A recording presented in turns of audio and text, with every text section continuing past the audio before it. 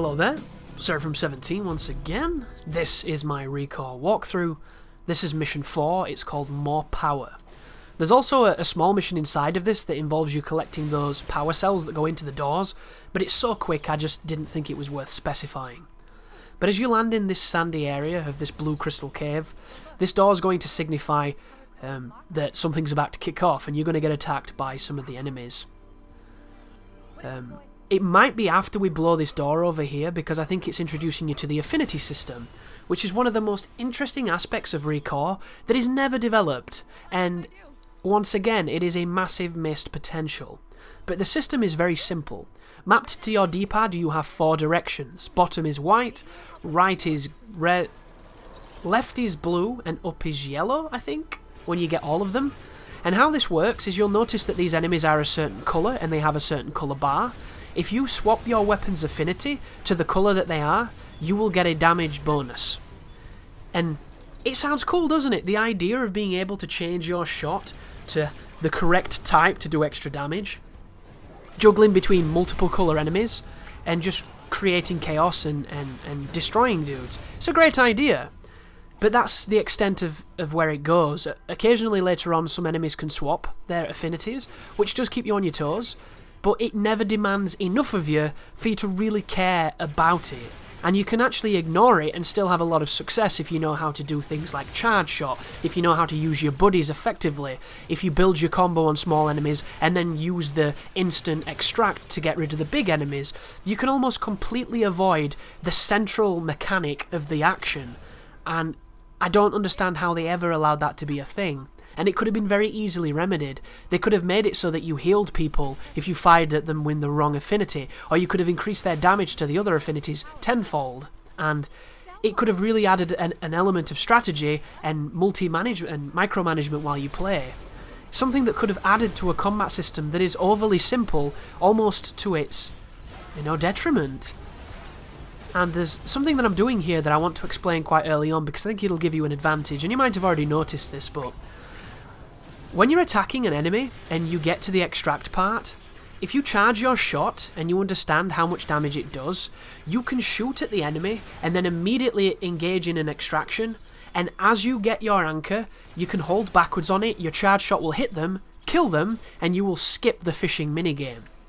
And it completely supersedes needing to pay attention to the cable, because if you didn't realise, or if you haven't played and you're just watching this to get an understanding of the game, when you start pulling people's cores out of them, depending on the colour of the cable will depend on how you have to act. The moment it starts going red, you want to let up on pulling back on it, and it'll make it go slack again, and then you can start trying to extract once again. If you continue to pull, it'll go white and your line will snap, just like fishing, in essence, only with robots and in the future and on a different planet and kind of subpar in a lot of ways.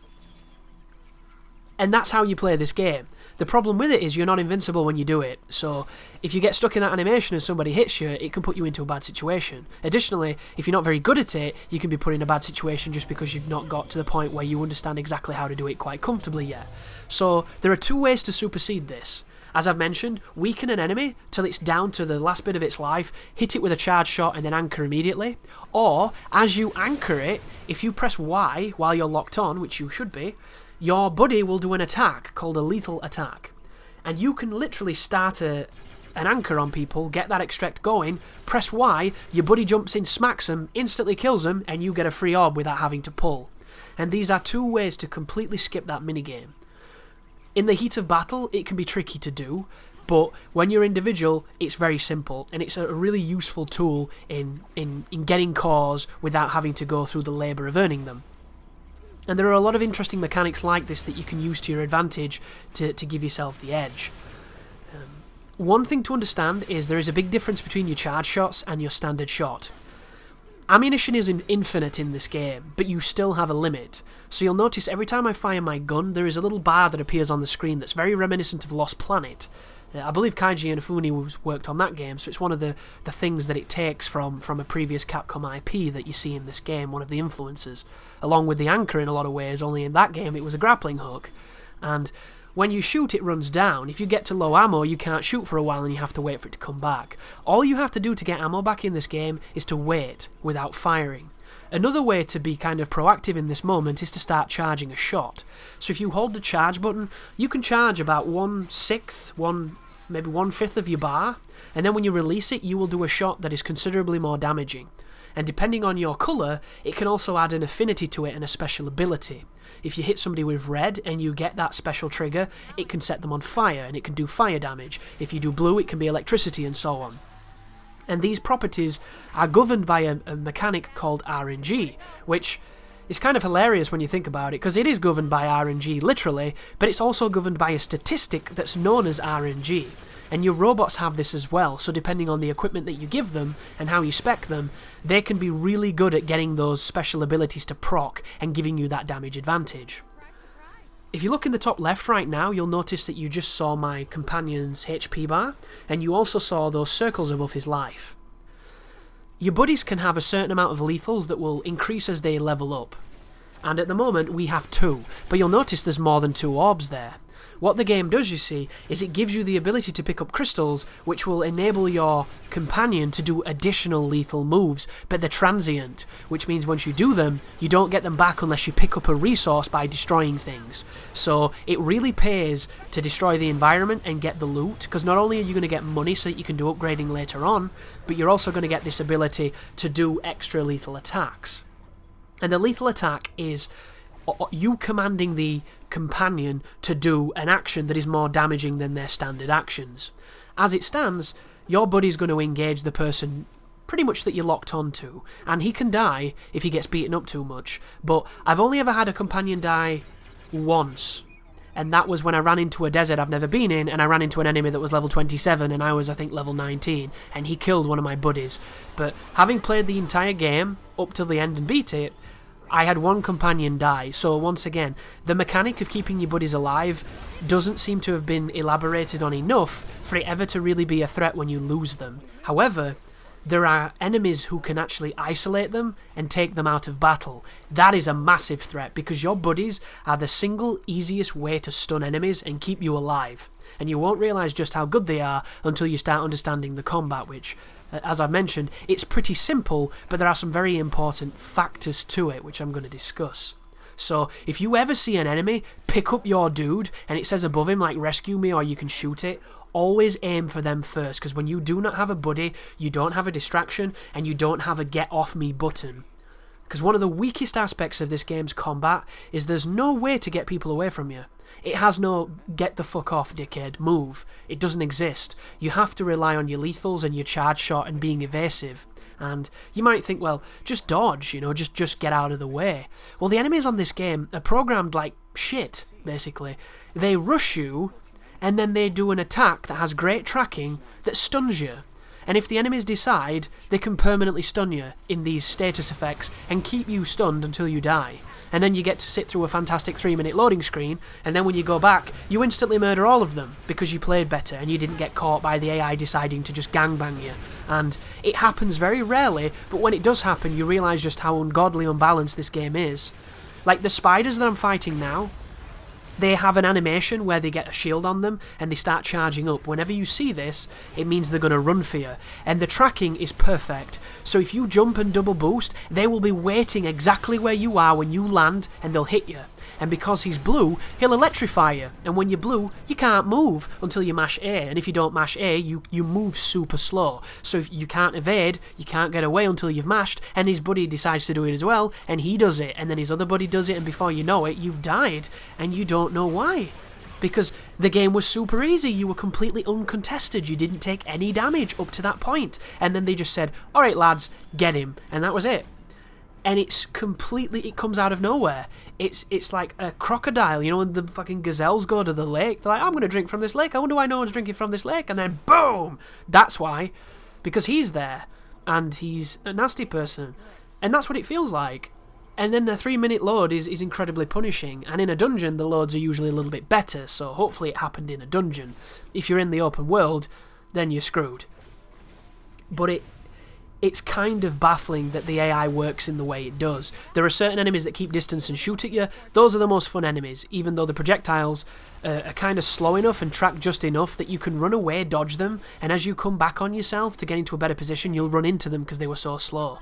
So it's either genius design or just dumb as shit, and I can't quite figure out which.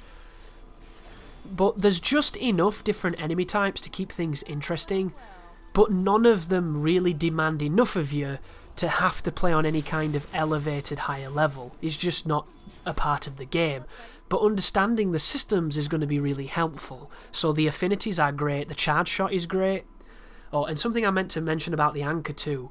When the spider charges at you and it does that thing where it charges up before it rushes you, if you ever see an enemy rushing towards you, shooting them does nothing. They're completely uninterruptible. But if you use the anchor, you will stop them instantly, and then they'll break your leash, do a little bit of damage to you, but you stopped them from doing a much worse attack. So there is an interesting system of, do you shoot them to try and stun them, do you dodge them to try and get away, or do you anchor them to stop them doing what they're doing? And that's one of the great areas of the combat where you're deciding which is the best thing to do. These bugs right now are kind of the popcorn bugs, and I don't quite understand them either, because I thought this game was going to be designed very similarly to The Club, if you ever played that game, where in The Club it was all about score, so the levels had been designed so that you always had something to shoot to keep your score up till you got to the next bunch of enemies. If you ever played Gungrave on the PlayStation 2, that was a game where you could keep your beat up by shooting the environment.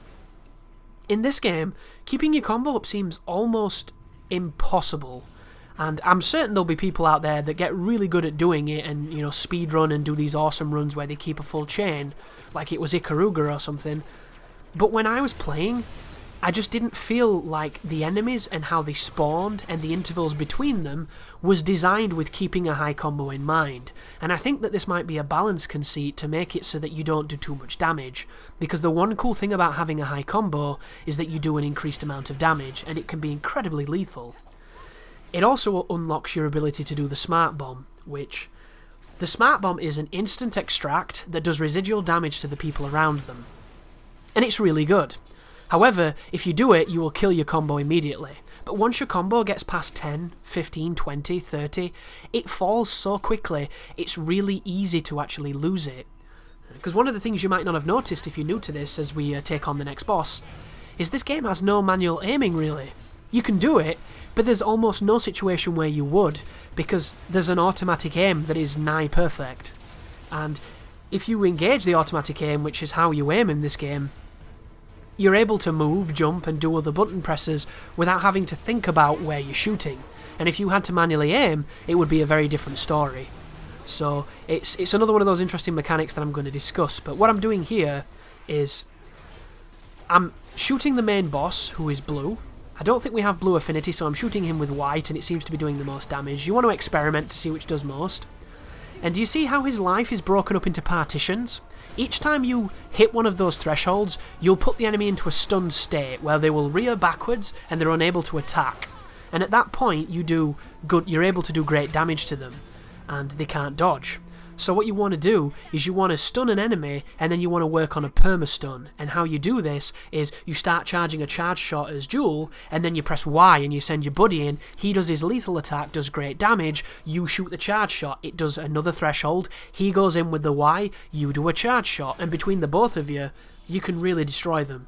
And if you have another buddy at that point, if you swap between your buddies after he's done his move, the animation of swapping is an attack, and it's really powerful.